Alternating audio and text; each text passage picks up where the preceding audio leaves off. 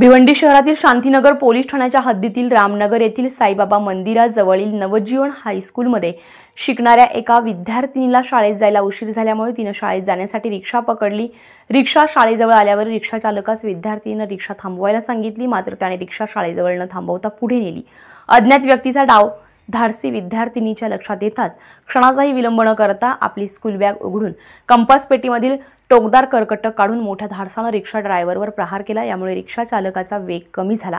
वेग कमी होताच प्रसंगावधान राखत त्या विद्यार्थिनीने रिक्षातून उडी मारून शाळेकडे पळ काढून स्वतःची सुटका करून घेतली।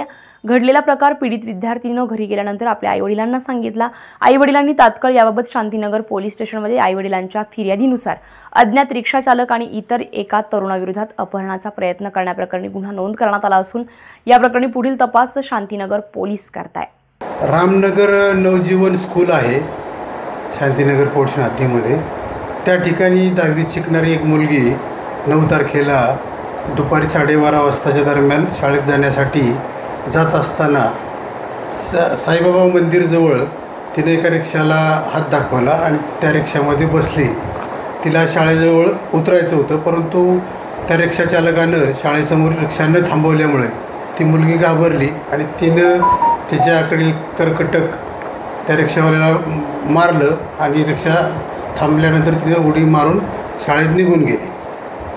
परंतु रिक्षावाल्यांचा तिला पळवून नेण्याचा उद्देश असावा अशा प्रकारची तक्रार आमच्याकडे दिल्यामुळे आम्ही त्यामध्ये अपहरणाचा गुन्हा प्रयत्न केल्याचा गुन्हा दाखल केलेला आहे। याच्यामध्ये रिक्षा चालक अज्ञात आहे, परंतु आम्ही त्या भागातील तपास करून वेगवेगळे CCTV कॅमेरे पाहून रिक्षाचा शोध घेत आहोत। Manohar Patole, star Maharashtra news, Thane.